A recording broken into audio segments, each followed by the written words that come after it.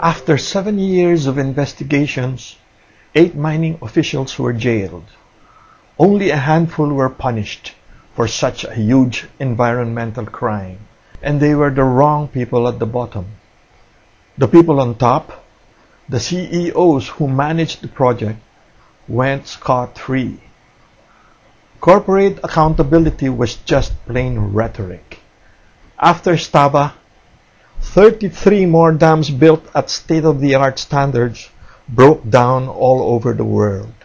In mining, best practices are bad practices. They build dams to last forever, but they do not last forever.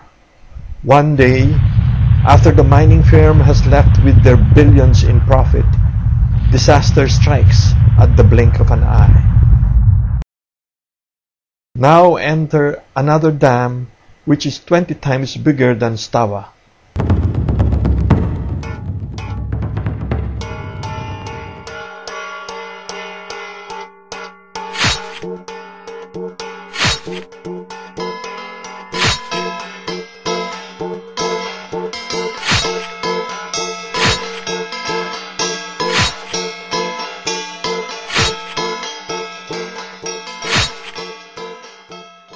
In terms of volume, the proposed Tampakan tailings dam will be 20 times bigger than Stava's.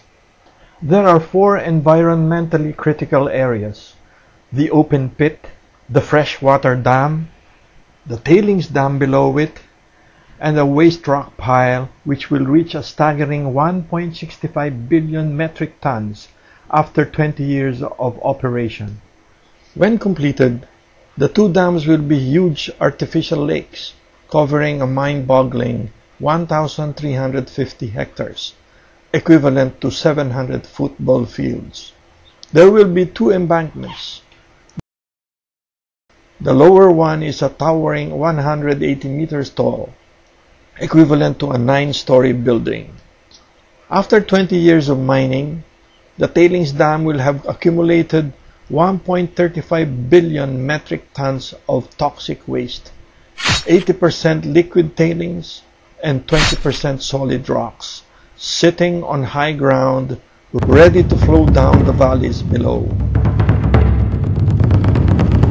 After you have seen the mud flow in Stava, Tampakan should scare you. Let us talk of the earthquake factor. Trenches are where tectonic plates collide, shown here in red. Fault lines are the cracks from the collision, shown in yellow. The South Cotabato fault line, which is a very big fault line which passes close by, there is quite a major fault line that passes underneath the waste rock storage facility. I've started to talk about induced seismic activity, and that happens when you start mining in areas of extreme seismic activity. If you blast, a lot of explosions, if you build a dam, you can cause a lot more seismic activity. Just like Indonesia, just like other countries. For example, in Britain the other day, in a town called Blackpool, they started drilling for gas. Immediately seismic activity started when they had never had seismic activity before. Xstrata and SMI argue that their dam is world-class and that it will never fail. Well, we've heard this so many times before. How many people were told the dams that were built for mines here in the Philippines would never fail? And they have. Even more recently, I think TVI, one of its dams, had problems as well. I have an engineering background, by the way, and you have to be very, very careful when you make statements like world-class, won't fail. You don't know how severe the seismic activity is going to be, particularly if you induce additional seismic activity. Most of the tailings dams that have been built to high engineering standards, but they've still collapsed. And it's a question of who is taking the risk. Is the mining company taking the risk, or the people of the area taking the risk? The government of South Cotabato have decided that they don't want to take the risk. That's why they have a moratorium on open cast mining. And that is a very serious question. You have to tell people the truth about the level of risk they're taking with these projects. The Supreme Court reversed an earlier decision declaring Xstrata's mining contract unconstitutional, hinting of the awesome influence powerful multinationals have over third world governments hungry for loans.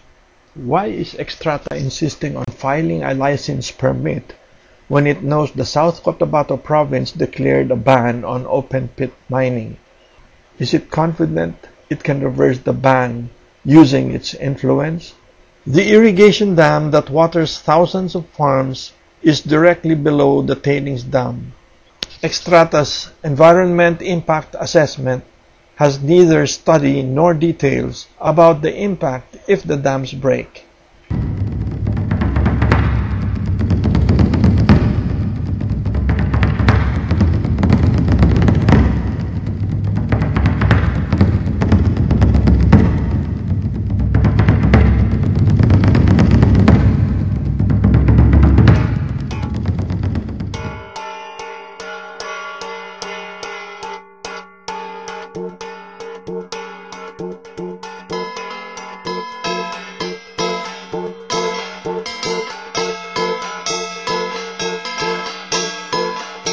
Straight down towards Dava del Sur. That's where it's going to go to.